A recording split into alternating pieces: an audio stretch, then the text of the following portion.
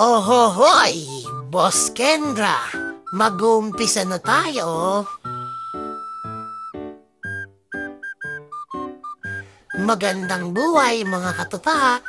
Ngayon ay tuturuan namin kayo mag-print ng damit gamit ang DTF Digital Transfer Film o Direct to Film.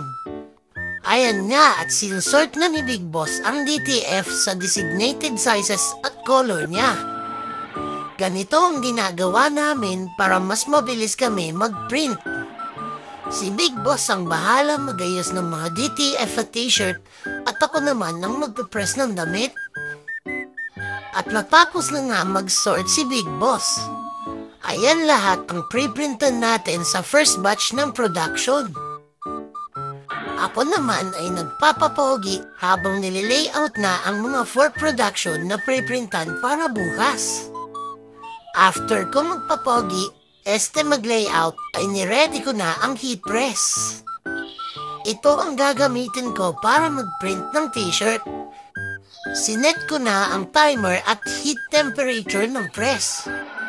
Ang settings ko dito ay 165 degree sa heat at ang timer ay nasa 10 seconds. Kung may mas magandang settings ka dyan katatak, mas okay. Pero wag mo lang sobraan yung temperature ha.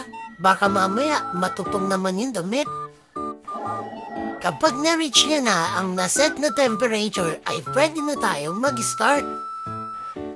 Before natin i-press ang design sa t-shirt ay pinipre-press ko muna ito ng 3 to 5 seconds. Ito ay ginagawa para mawala ang moisture ng shirt at ma-sure nakakapit ang DTF sa damit. Pagkatapos niyan ay ilalapat ko na ang DTF sa damit at ipipress ko na ito. Hihintayin ko ng tumunog ang heat press at iaangat ko na ulit ito. After niyan ay ipipil ko na ang transparent film. Tandaan mo, hindi nadadaan sa sapilitan ng lahat. Kaya dahan-dahan lang. Pagkatapos mo pilang DTF ay ipipress ko ulit ito ng 3 to 5 seconds para talagang tumibay ang print. At ayan nga, gagawin ko na lang yan ng paulit-ulit. Sa di nakakaalam, love na love ako ni Big Boss. Kaya naman full support yan sa mga ginagawa kong kalokohan. Joke lang, good boy yata to, it's. At ayan nga, dahil sa may deliver kami ngayon, ay tinulungan na nga ako ni Big Boss na mag-press. Partida, may chikiting pa na nangungulit yan. Lupit no, kasawa ko yan. Bumalik na nga tayo sa pag-print ng damit. Isa sa mga nakaka-enjoy talaga sa negosyo namin ay parehas namin itong gusto. At nag-e-enjoy kami habang kasama namin ang aming mga bataag. Mga dapat tandaan sa pagpipress ng damit gamit ang digital printing. Dapat lagi mong ginagamit ang standard settings ng heat press.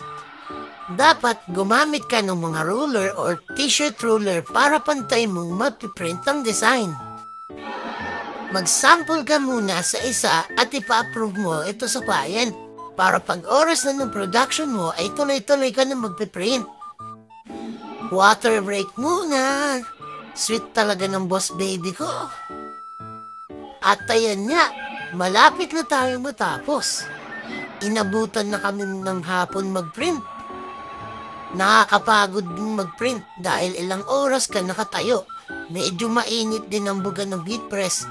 Nakakadagdag sa init. Pero kaya naman. Siyempre, mas okay yung mapagod ng may benta kesa naman sa mapagod na wala kang pera. At sa wakas, natapos na nga tayo. Dahil nalab tayo ni Big Boss ay pinagpahinga niya muna ako at siya naman ay nag-ayos ng mga naprintang mga t-shirt. Magandang magnegosyo kapag ang mismong family mo ay full support sa iyo.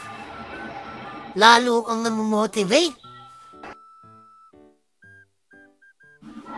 Ayun lang muna mga katatap. Maraming salamat. Bye-bye muna.